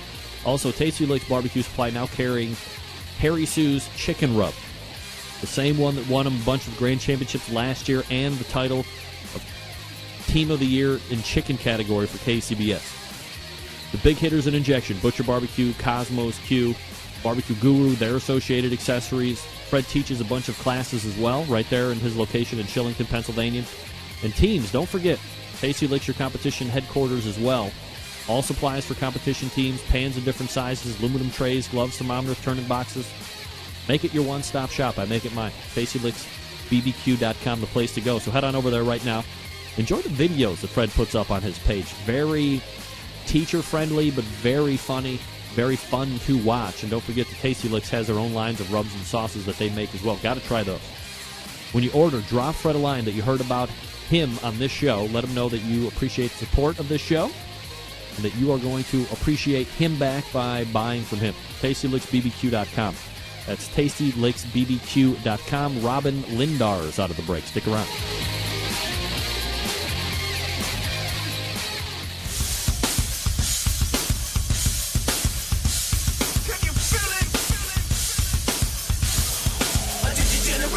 Now's the time on the show when we give stuff away. Gonna give it away for free at no cost. So get ready to send that email right now. All right, we're going to do a quick giveaway. $20 gift certificate from Rich Parker and the gang over at BBQ Superstore, thebbqsuperstore.com. Don't forget to note the new amount. The new amount. That's right. $20. Send me an email. Subject line, Sam the Cooking Guy. Sam the Cooking Guy. For your chance to win a $20 gift certificate to the BBQ Superstore. Good luck. Big name interviews, advice on cooking brisket and ribs. And the only host willing to share his honest opinion on all things important in the world of barbecue. It's the Barbecue Central Show. Wow, that was quick. Good news is, we got a winner. Kevin Bird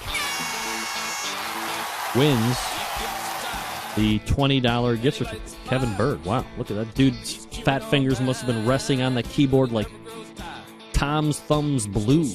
What does that even mean, Tom's Thumbs Blues? We got one more giveaway also coming up out of the break after we chat with my next guest, a monthly contributor to the show. You would know her from her work called GrillGrrl.com, a very fun and exciting food blog. Let's race over to the hotline and grab Robyn Lindars. Robyn, how are you? fun. Always appreciate the time that you're giving to the show here, Rob. A little late. I apologize. Talking about non-fat Greek yogurt. Evidently, some people have an issue with that in the chat. They don't want to be healthy. I'm all about being healthy, Greg. That's kind of like what I'm into these days. All right, so we got a lot of stuff to talk about, and let's jump right into it. One of this, when I first saw this cookbook club, I immediately take the cook out of it, and I see book club, and I become very high anxiety because I don't like to read at all. So tell me about this cookbook club thing that you've started. Okay, and can you hear me okay? Because I feel like there's a little delay on my computer. Yeah, I can hear you just fine. Okay, cool. So the cookbook club, so if you think about your average book club, you've got ladies, maybe they're like, oh, this month we're going to do 50 Shades of Grey or whatever it may be. You get together, you drink wine, you talk about the book. But, for people like us, Greg, I don't read as many regular books as I might read cookbooks. Before I go to bed at night, I'm like leafing through Chart and Scruft, right? So, and being Grill Grrrl and through my blog and everything, I've actually gotten the opportunity to meet some really cool foodies in South Florida. So I decided to kind of do something different, and I created what's called the Cookbook Club. And so the premise of the club is that so it's like a potluck, actually. So everyone makes a dish from a cookbook that they want to talk about and introduce to other people. Right. And you bring it, to the little gathering, and basically, we all get a chance to try something new, learn about different cooking techniques, be together, drink wine. And really the whole goal is to, especially for myself, is to explore my creative boundaries and get out of my cooking comfort zone, if you will. Kind of how you were talking about, even though your show, Barbecue Central, is obviously about barbecue and grilling, the more you can learn about food is going to make you a better cook, which can be applied to all aspects of your culinary life. Everything that you learn about just basic food principles can be applied to barbecue, So this cookbook club, it was with my friend Julia, who's, on the board of directors for the Southern Food and Beverage Museum. She's actually the one that I was telling you about that introduced me to Stephen Reichland. She's just a smart older lady. And then another friend of mine that I've met through my grilling clinics, and then another friend of mine that I've met through, doing some stuff around here. So I actually introduced Seven Fires by Frances Mallman, which is interesting because this is the cookbook that John Dawson gave to me as a wedding gift about 3 years ago, because I got married 3 years ago, and Scott and I went on our honeymoon in Argentina. And this book is all about Argentinian style grilling. And what's nice about having the opportunity to kind of present a dish, to other people is that, it kind of forced me to get, again, out of my cooking comfort zone, because think about how many cookbooks you might have on the shelf, but, how many times you actually make a recipe out of them. So this really gave me the opportunity to start really exploring more Argentinian style concepts, and even adapting it more to my grilling style. The Argentinian style, they have what's called the parrilla, which is essentially, grates over a hot fire. And then Frances Mallman cooks on what's called a chapa, which is like that metal thing, kind of like a big, massive griddle, over this hot live fire. And, a lot of his recipes are made cooked on the chapa, but you can adapt it cooking on a cast iron skillet or a griddle on your grill. And so anyway, the idea is that it's just really all about expanding your boundaries and learning more and becoming a better cook while having fun with your friends and drinking wine, if you will. Yeah, I mean, that's always a good time in my book. I have a picture of this guy cooking on top of this, I forget what the name of it was, but like the flat top, and he's got all these logs and stuff underneath it that are cooking. I mean, it looks pretty intense. Right. And, and what's cool about this is the kind of way they cook. Well, obviously in Argentina, they serve you massive amounts of meat wherever you go, and it's called the parrilla, which is a grill. But there's also like they have this whole method of cooking called the asador, right? Where it's kind of like cooking on a spit, where you have like a whole animal that you butterfly and fasten with wires. And what I cooked for the club was actually like a roasted squash salad, which his original recipe was to take a whole pumpkin and do it in what's called riscaldo, where you actually take the pumpkin and roast it in the ashes and embers of the live fire. And so I don't even have a grill big enough to do that, let alone with a pumpkin in my backyard. So I roasted it in the oven, but I think the next thing I want to try is doing it in my fire pit. So it was just a cool way to experience new things. Like a friend of mine, she was Swedish, and she made Swedish pancakes from a cookbook that's actually given to every person that's a citizen of Sweden. The government actually gives you this like kind of official cookbook with history of Swedish cooking and a lot of the restaurants in Stockholm. And it was just a really good, fun time. And I feel like being a good cook is all about kind of learning new things. Like my friend Julia told me about padron peppers. I'm a huge kind of chili head. And so that's something I'm trying to learn more about. They're supposed to be the kind of the sought after Spanish style peppers that are really popular in like tapas. And supposedly, there's what's called pepper roulette. Like out of every bunch, though it's not a spicy pepper, you'll get a spicy one. So it's just fun to kind of incorporate new things in your grilling style.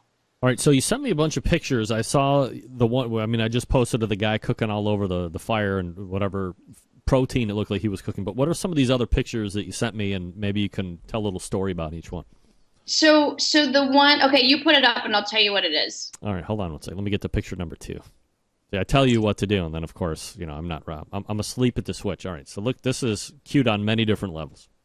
Okay, so this is a pretzel dog with a dog in the back. So that's my dog, Haley. But so, obviously it's tailgating season. And really what's cool is, even for me as a blogger, I see traffic go down because people that aren't as fanatical as us, Greg, obviously grilling is very seasonal. But grilling is a huge component of tailgating. And so anyway, as you've seen, pretzels are kind of making a comeback. Like everywhere you go, it's like pretzel bread.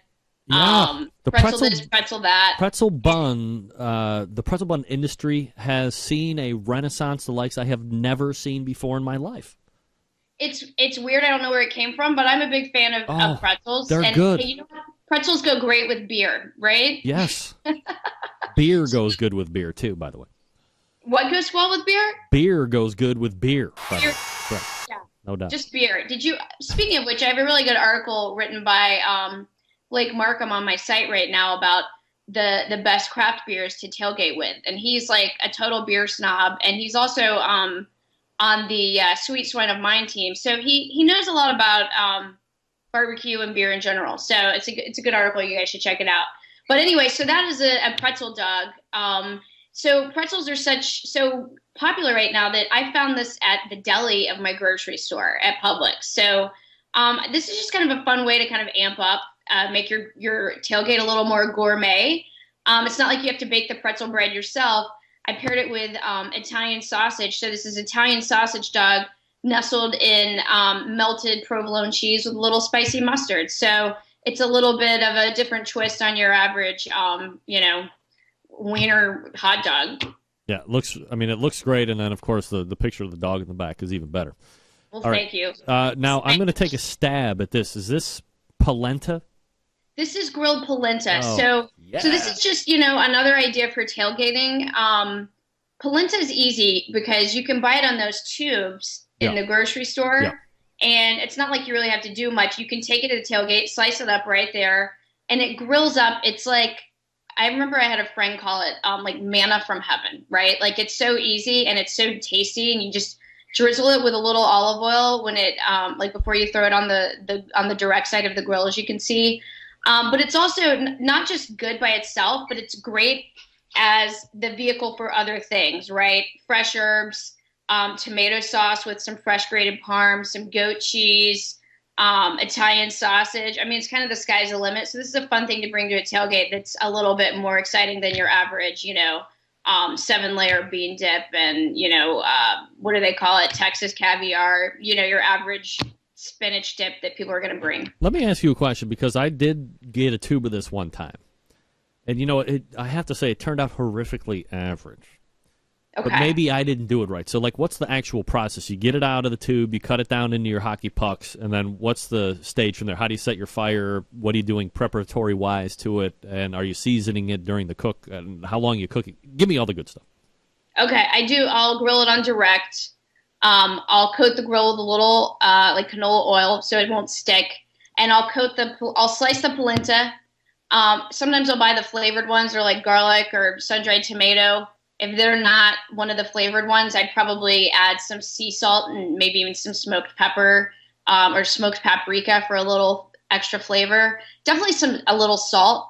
And then throw it on the grill. And then, even while you're on the grill, maybe add some fresh herbs. Flip it. It's always all about obtaining the right char marks. I'd say about 5 minutes each side if your grill's at about, direct around 350 degrees. Well, I mean, it looks great, no doubt about it. I mean, that picture there says a mouthful, especially those couple ones on the exterior that look like almost like sugar cookies. I mean, they look, just delicious.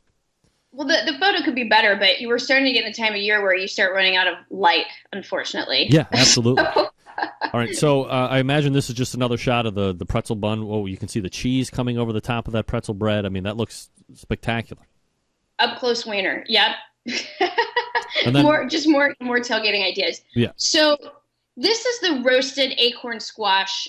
This is the adaptation of Francis Mallman's recipe. Some of the recipes I was trying from his cookbook.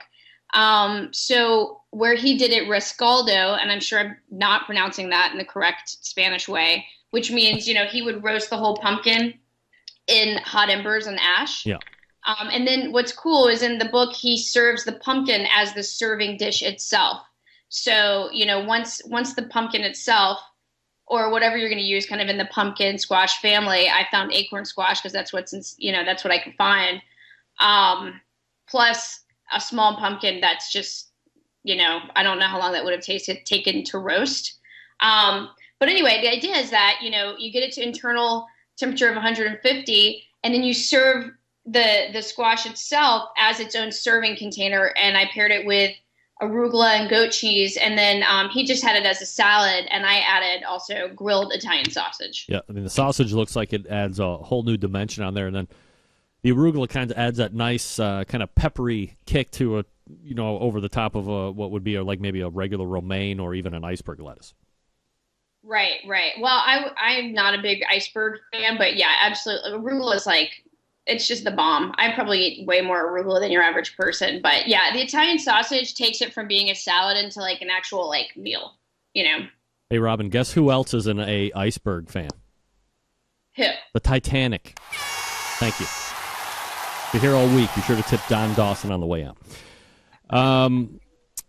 What other gourmet tailgating recipes do you have, or suggestions you could give for people that are heading out to the collegiate games or the pro football games this coming weekend? I actually did a video for this last year. I should send you the link. I actually have a shed shirt that says nice rack, because it's the only shirt I have that's orange to wear to a UM game. But I actually did breakfast burritos because it was an earlier game, and they go really well with Bloody Marys. And you can even buy those pre-done little egg beater packages where they already have the peppers and everything mixed in. So all you have to do is, as long as you have a grill, show up with your cast iron skillet, bring a bag of tortillas, a bag of cheese, and maybe some cilantro and some hot sauce, and you're good to go. And it's a great thing to have for those earlier games. Isn't cilantro something that people should really, really keep in their refrigerator or grow it, wild in their herb gardens all the time? It's really an outstanding complement to a lot of stuff. I love cilantro. I think it adds nice. It's just, instead of lettuce for tacos, I just add a big bunch of fresh cilantro.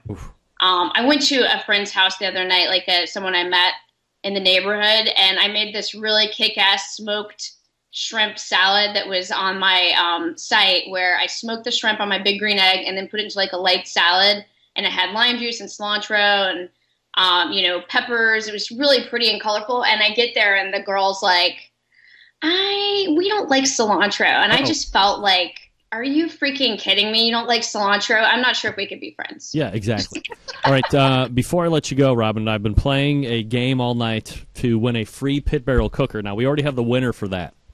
Okay. However, we already have one anyway, and it's fabulous. I love it. That's I want right. to do a Wagyu brisket on it in a couple weeks. very, very risky of you. I wish you nothing but good luck on that.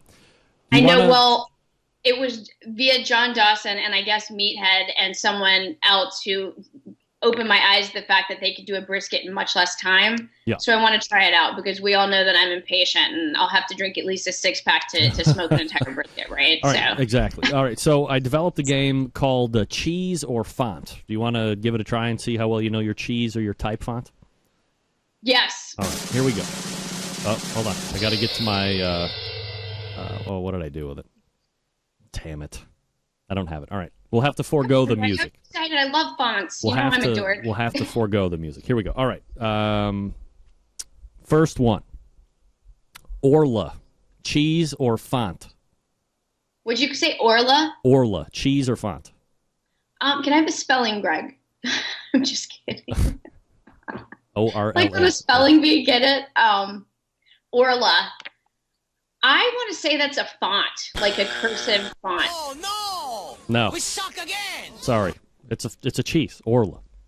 What kind of cheese? Like, I what don't, family? look, I don't know. I just go through and I, write down 20 different cheeses and 20 different fonts. And as you can see, I do it right here. There's one and there's the other.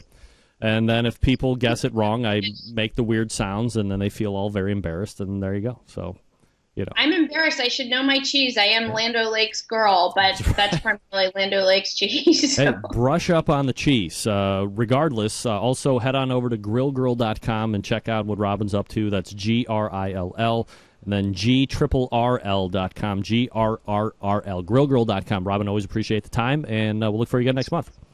Yeah, I'm excited. Yay, go tailgating season. Thanks for the time, Greg. You got it.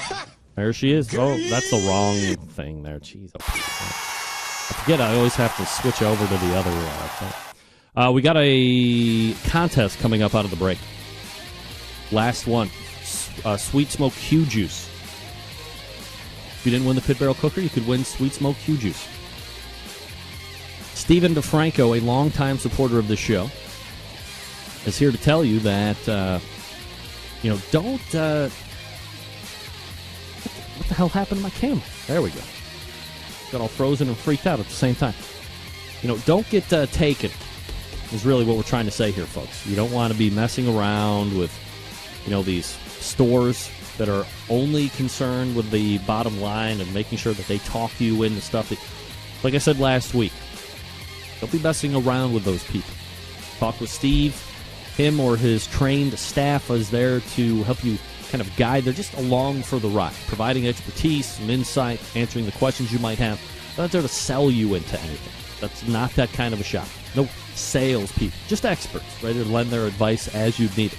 A lot of these things are big purchases. Maybe you're thinking about pulling the trigger and getting engaged to your girlfriend or boyfriend or whatever the case may be.